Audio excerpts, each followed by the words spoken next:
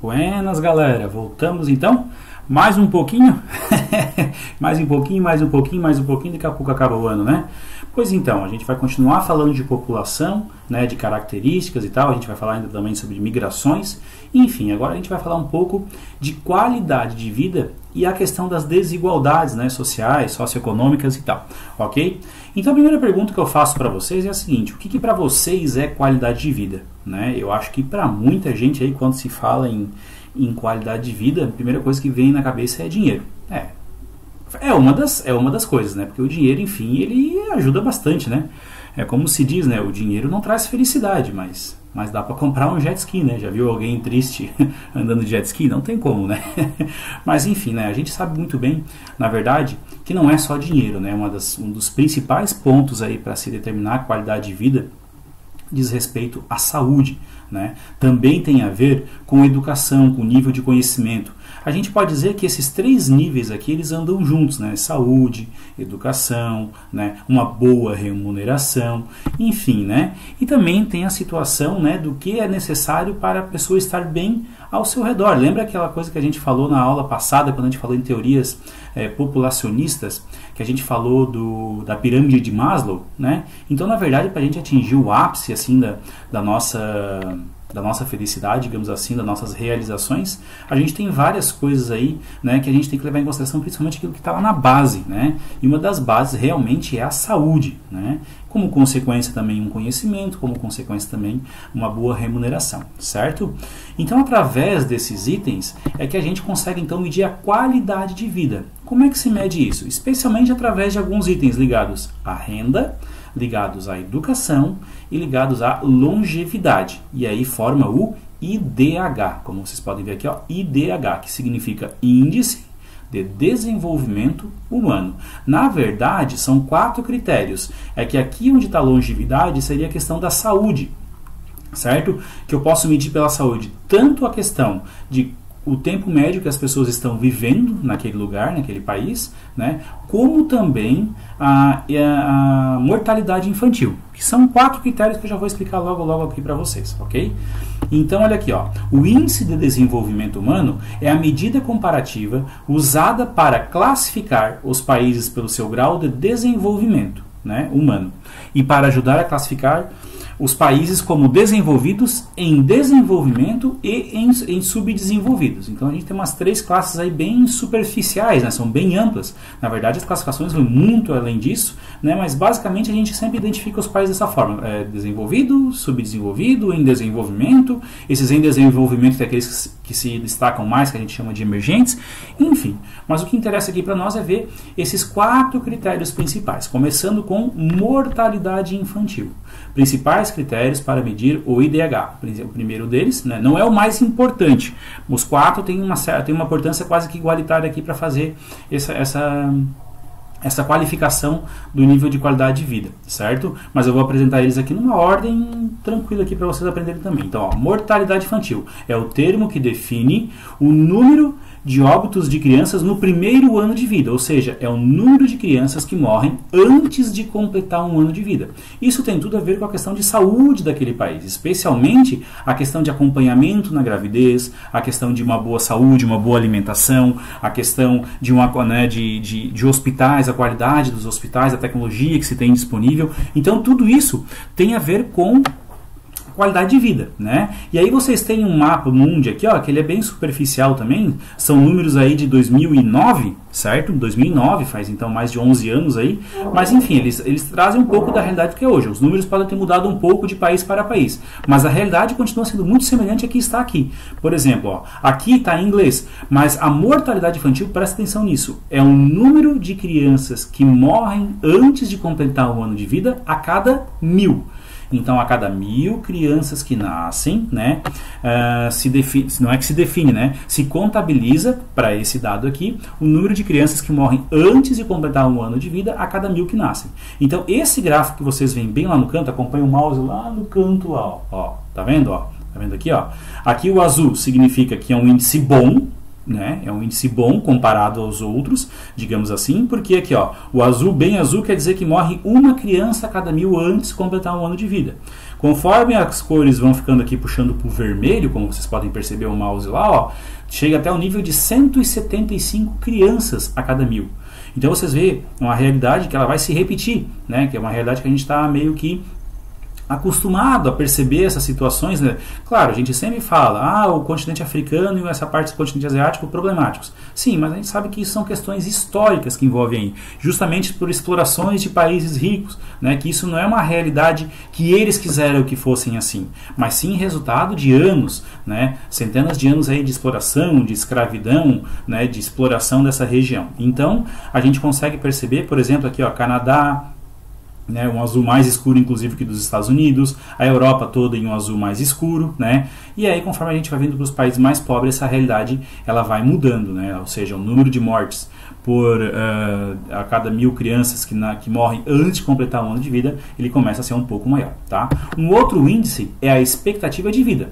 Tem tudo a ver com saúde também, porque ó, ele indica a média de tempo de vida aproximada de uma sociedade, ou seja, longevidade, de acordo com diversos aspectos: poluição local, taxa de criminalidade, violência, acidentes, condições econômicas, acesso à educação, saúde, cultura, etc. Tem tudo a ver, né? Mas a cultura o que tem a ver? Sim, a cultura também está presente na alimentação, né? E a alimentação tem muito a ver com a longevidade da pessoa, certo? Então aqui a gente vê de novo, as cores mudaram em relação ao mapa anterior, né? Ao mapa anterior, mas a escala ela vai se repetir naquilo que diz aonde estão os países com as piores expectativas de vida. E uma coisa é clara, se a expectativa de vida é muito baixa, as condições de vida naquele país não são boas. Logo, o contrário acontece. Quando a expectativa de vida do país é bem elevada, a qualidade de vida daquele país também é boa, né? E aí existem os casos intermediários. Então vocês veem aqui, ó, países que têm menos de 59 anos, é 59,31, mas vamos arredondar aqui, ó, menos de 59 anos, né, de expectativa de vida naqueles lugares. Então, ó, reconhece grande parte dos países africanos, né, principalmente aqueles que estão abaixo aqui do deserto do Saara, chamado de África subsaariana, sempre lembra disso, né? Porque aqui é onde a gente considera a parte mais pobre do continente africano, né? E aqui a África é reconhecida como Maghreb. Essa região aqui, né, é a África árabe, né? Onde tem a maior parte aqui de muçulmanos. Até etnicamente, essa parte aqui da África é árabe e essa parte da África aqui é que é a África negra, como a gente conhece, ok? E aí vocês têm, ó, quanto mais escura for a cor, maior a longevidade, maior a expectativa de vida das pessoas, né? Maior de 80, aí ó, Canadá, grande parte da Europa, Nova Zelândia, Austrália, Japão, Coreia do Sul, Noruega, né? Então tem vários países aí que chamam a atenção. Mas já a gente vai fazer uma comparação bem bacana aí sobre esses índices, ok? Um outro critério para classificar a qualidade de vida nos países diz respeito à taxa de analfabetismo. Né? Analfabeto, vocês sabem o que significa, né? São as pessoas que não sabem ler e escrever. Mas para estabelecer uma idade base que se compara o mundo todo da mesma forma, até uma idade um pouco elevada para aquilo que a gente está acostumado, né? Porque com 7, 8, 6 anos, tem muita criança que já sabe ler e escrever. Mas se estabeleceu para o mundo como um todo, como faixa de comparação, somente as pessoas acima de 15 anos de idade que não sabem ler e escrever é que fazem parte da taxa de analfabetismo. Cuidado para quando vinha essa taxa ao contrário nas provas. Às vezes no vestibular, no Enem, aí, vocês podem encontrar taxa de alfabetização, daí é a inversa.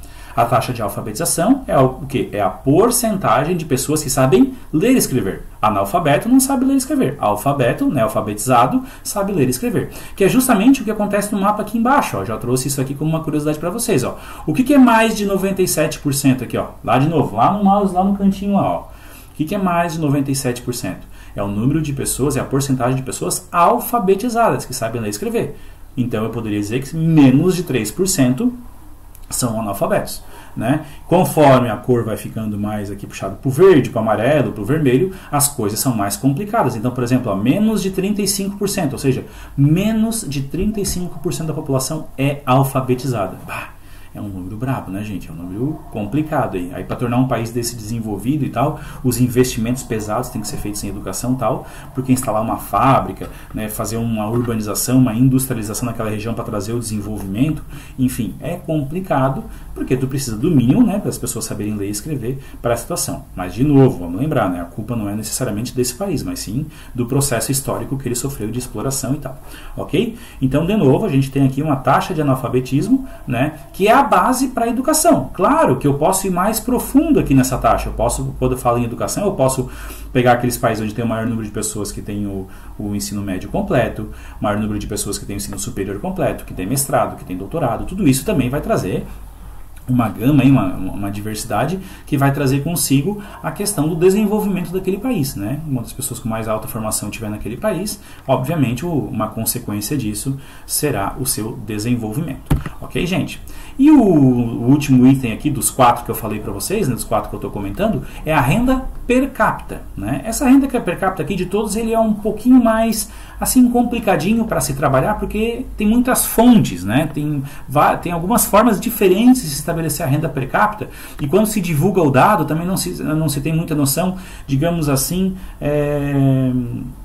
de quanto é mais fácil, né, quanto é mais custoso, quanto é mais barato viver naquele país. O custo de vida, essa é a palavra que eu estava procurando, o custo de vida naquele país é mais barato, é mais caro, com relação à alimentação, com relação à moradia, com relação a lazer, com relação a várias situações, tá? Então esse aqui é um pouquinho mais complicado, mas para padrão de comparação, a gente tem um mapa aqui, ó, que quanto mais escuro, olha só, quanto mais escuro, maior é a renda per capita, e quanto mais amarelinho claro, pior é a renda per capita. Porque esse número aqui, ele é bem geral, ele não traduz a realidade do país. Então eu vou dar um exemplo aqui para vocês, ó. Arábia Saudita, bem aqui no meio aqui, ó. Arábia Saudita. A Arábia Saudita é rica pra caramba no que diz respeito ao seu PIB. O seu PIB é monstruoso em relação ao tamanho do país que ele está ali, né, em relação ao número populacional, porque basicamente mais de 60% a 70% do petróleo mundial vem da Arábia Saudita, né? Só que para se fazer a renda per capita, o que se faz? Se pega o PIB do país e se divide pelo número da sua população. Basicamente é assim, bem por cima, tá? Só para vocês terem uma ideia. Tem outras formas de se medir, mas geralmente é assim, é o PIB dividido pelo número da população, ou seja, quanto que aquele país alcançou de riqueza naquela oportunidade, né, naquele ano, digamos assim, porque sempre vem por ano, né, e divide pelo número da população. Aí, se quer saber por mês, é só dividir por 12 o número. Então aqui, ó, mais de 50 mil dólares por ano. Então aparece aqui, Arábia Saudita. Ou então toda a população da Arábia Saudita é rica? Não. É porque, na verdade, existe um outro problema aqui na renda per capita que ele não cita a desigualdade social, certo? Se nós olharmos até mesmo aqui o mapa do Brasil, ele está indicando aqui, ó, pela cor aqui, ó, entre 30, 40 mil dólares, 20 mil dólares aqui por pessoa no Brasil por ano. Né? É que, na verdade, existe uma concentração de renda, existe uma desigualdade social. Então, esse dado aqui, ele é um dos que é um pouco mais complicados para se trabalhar, certo? Então, né, é bom ficar atento aí. Bom, o que eu vou fazer a partir de agora? A gente sabe aí os 4 critérios, eu vou fazer uma comparação assim, ó, pegar os 4 critérios, pegar o país, sempre aqui em cima vai estar, acompanha o mouse lá, ó, aqui em cima vai estar o pior país naquele dado, o Brasil, para padrão, eita, travou, para padrão de comparação e o melhor país naquele critério. Então o critério agora é aqui, ó, mortalidade infantil. Lembra o que é mortalidade infantil? Crianças, né, nenéns que morrem aí antes de completar um ano de vida. Então o Afeganistão é o pior país que tem aí nesse quesito, né? 144 crianças, né? Porque como é a cada 1000, olha aqui como é que é o símbolo, ó. O mouse circulando, ó. É o porcento mais um zerinho ali embaixo, porque porcento é assim. E se tiver mais um zerinho aqui embaixo, é por 1000. Na verdade, esse zerinho era para estar do mesmo tamanho desse, só que eu não achei ele nos símbolos, tá? Então eu botei mais um zerinho aqui embaixo. Então é por 1000. Ou seja, a cada 1000 crianças que nascem, 144 morrem no Afeganistão. É um número alto. Né, problema de guerra civil, aí tem o problema cultural, a questão do filho homem, quando nasce uma filha mulher, né, geralmente não se tem muito conhecimento sobre durante a gestação se é homem ou mulher, e aí a hora que nasce acaba até mesmo matando. É uma situação bem complicada, né, gente? É uma questão cultural aí bem radical em relação comparada à nossa aí que a gente está acostumado. Ok, gente? Então, o Afeganistão é um número pior aí no que diz respeito. Esses números que aparecem aqui, eles são números aproximados, tá? Porque dependendo das fontes aí, esses números mudam um pouco. Mas aqueles que aparecem mais constantemente eu coloco aqui, tá?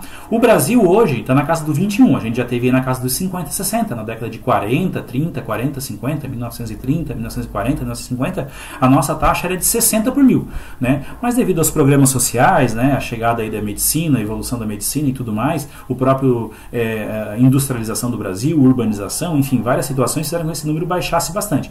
Hoje ele continua decaindo, né? Continua diminuindo, e esse número é de 21 por mil, né? E o país com o melhor índice aqui, que obviamente o melhor quer dizer o índice mais baixo, é Singapura, 1,9, praticamente 2, né? Praticamente 2 crianças a cada 1000 que nascem, antes de completar um ano de vida, acabam vindo a óbito, certo? Um outro índice que a gente falou foi expectativa de vida. Serra Leoa apareceu aqui. Serra Leoa, ela fica sempre... Aliás, quando a gente fala nessas situações de qualidade de vida, né, a gente vai ver normalmente os países africanos ocupando as últimas partes, aí, africanos, a parte mais pobre da Ásia, né, o Haiti também aqui na América Central, aqui, né, também tem uns números bem baixos, mas enfim, aqui aparece Serra Leoa, é um país africano. A expectativa de vida em Serra Leoa é de 39 anos, né? Eu vou fazer 39 anos daqui um mês praticamente, né? Se eu tivesse em Serra Leoa, eu seria um velhinho, mas aqui eu sou um jovem. Né? A expectativa de vida no Brasil é de 77 anos atualmente. Esse número também continua aumentando nos últimos anos, né?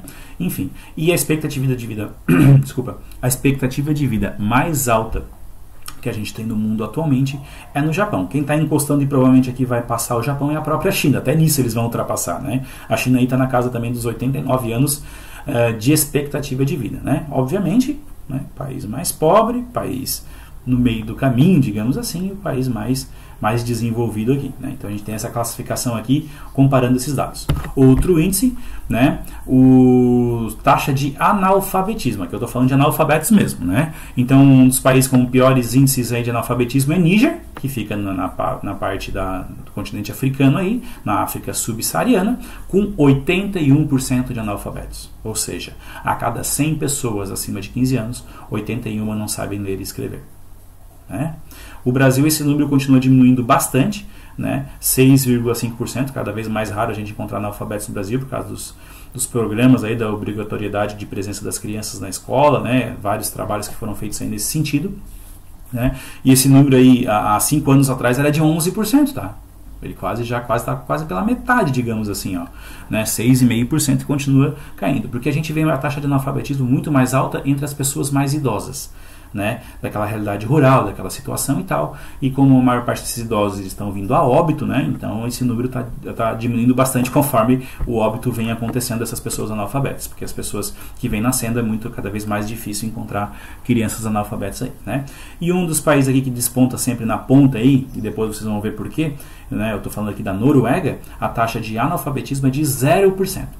Né? Praticamente, presta atenção nisso. Não estou querendo dizer que todas as pessoas na Noruega acima de 15 anos sabem ler e escrever. Tem que prestar atenção nisso. É que, na verdade, o número de pessoas que não sabem ler e escrever na Noruega acima de 15 anos não chega a expressar 0,1, 0,2, 1%. Tá? Então, praticamente todas as pessoas acima de 15 anos na Noruega sabem ler e escrever. E o último índice que a gente viu, né, que a gente estava percebendo ali, né, diz respeito à renda per capita, né, a renda das pessoas ao longo de um ano. Aqui a gente tem que tomar cuidado, porque a gente tem que fazer um padrão de comparação como se essas pessoas vivessem numa mesma situação, de mesmo poder aquisitivo, né, de mesmo custo de vida, porque estão ganhando aqui a mesma moeda, né? Mas aí fica triste, né? Porque a gente vê aqui, ó, a República Centro-Africana, que é um dos países mais pobres do mundo, né, com a pior qualidade de vida do mundo, $600. Né? Queiram transformar para reais, convertam diretamente para reais, tá? Para a gente ter uma noção de quanto que seria isso aqui para as pessoas aqui no Brasil ganhando em reais, mas aí todos aqui têm que ganhar em reais também. Então seriam R$600, R$16 mil, R$145 mil por ano. Tá? Então, enquanto uma pessoa nos Estados Unidos está ganhando, na República Centro-Africana está ganhando R$600 por ano, se tu dividir por 12 vai dar o quê? R$50 por mês, né? Eita, né, gente? Enquanto no Brasil, R$16 mil por mês, R$16 mil por ano, daria algo em torno aí de R$1.300, R$1.200, R$1.400 por mês, que já é um pouco mais de acordo com a realidade que a gente conhece no nosso país, enquanto no Catar, 145 é o maior do mundo, tá? Lembrando que o Catar é onde vai ter a próxima Copa do Mundo, né? $145 mil. Né? Aí vem de novo aquela situação, né? Isso aqui é um dado, né, pouco complicadinho de se trabalhar, porque tem que saber também o nível da desigualdade que se tem naquele país, certo? Então, assim, ó, como é que se faz isso? Pega a gente está falando ainda de IDH, tá? Índice de Desenvolvimento Humano. A ONU, né, os órgãos responsáveis por fazer essas medidas, pegar essas informações, esses dados, eles jogam numa planilha de cálculo lá, que vai gerar um número que vai variar de 0 a 1. O 0 está aqui, acompanha o mouse ali, ó, o 0 está aqui e o 1 está aqui. Quanto mais próximo do 1, melhor a qualidade de vida. Atualmente, o país com a melhor qualidade de vida no mundo é a Noruega, certo? Enquanto o pior país do mundo em qualidade de vida é a República Centro-Africana. Ok? Então, se nós seguirmos uma linha, mais ou menos aqui é onde estaria a metade, né? Aqui assim, ó, né? O 0,500, digamos assim, estaria mais ou menos aqui. 0,600, 0,700 e pouco. Ó, o Chile está na frente do Brasil, né? O Chile está na frente, Cuba está na nossa frente, até a própria Venezuela está na nossa frente, certo? Mas é aquela coisa, né? Muitas vezes não traduz a realidade do que se passa naquele país, esse índice, né? A maioria das vezes, sim. Ok? Então, o Brasil aqui, hoje, dos quase 187 países ranqueados, o mundo tem aproximadamente 200 países, né? Tem alguns que não cedem os dados, alguns países mais fechados e tal, algumas cidades e estados também não cedem os dados, mas aí dos 202, 203 países que tem no mundo, 187 estão ranqueados, ok? Então, nesse ranking aí, a gente está na posição 71ª, se eu não me engano, ou seja, na posição 71 é onde o Brasil se encontra atualmente no que diz respeito à qualidade de vida, tá? Aqui na Noruega vai seguir os países da Escandinávia também aqui nela, a qualidade de vida desponta aqui, Noruega, o primeiro, daí vem Suécia, tem Finlândia, tem Canadá, tem Austrália, tem Nova Zelândia, os Estados Unidos vai aparecer ali na posição 11ª, né? Só para vocês terem uma ideia do padrão de comparação. Certo, gente? Enquanto a gente vai aqui para o final, aqui, né, vão dominar os países mais pobres africanos, o Haiti na América Central, né, vai dominar aqui também os países mais pobres do continente asiático. Beleza? Bom, o IDH também ele pode ser feito de acordo por cidade, ou vou apresentar aqui para vocês, por curiosidade, por estados. Essa aqui é a medida de 2009, tá? Esse aqui é o índice de 2009. Ele já tem um novo índice aí que está sendo discutido, já deve ter sido lançado em alguns sites, mas eu não encontrei assim de uma maneira segura para lançar para vocês. Os números podem ter alterados um pouco aqui mais atuais. Mas, por exemplo, aqui aparece o Distrito Federal, que não cabe o númerozinho dele, né? O Distrito Federal está bem aqui no meio. Ó. O Distrito Federal é a região, né? É a unidade federativa com o maior IDH. Claro, né? Imagina os salários que se ganham naquela região, tudo isso beneficia eles terem a melhor qualidade de vida. Só que ele não é um estado, certo? Ele é o Distrito Federal, uma unidade federativa, certo? Os outros 26 estados aqui do Brasil, né? A gente tem então Santa Catarina como o estado com maior qualidade de vida, né? Seguido por São Paulo. Aí depois vem Rio Grande do Sul, né, Paraná e assim por diante, né, onde aparece a cor amarela aqui são os que têm a melhor qualidade de vida e os que têm a pior qualidade de vida estão aqui nessa parte mais superior, certo, gente? Então, basicamente, né, isso aqui é um pouco da realidade. Se eu não me engano, São Paulo é que ultrapassou Santa Catarina e Santa Catarina passou a ser o segundo estado com melhor qualidade de vida. O nosso número ele não piorou, ele até melhorou em relação ao anterior, mas é que São Paulo cresceu mais, tá bom? E aí ultrapassou Santa Catarina. Bom, falar do índice de qualidade de vida, né, o IDH, o Índice de Desenvolvimento Humano, a gente entra agora no índice bem mais simples, assim, mais fácil de se perceber, que é o índice de Gini, ou também chamado coeficiente de Gini.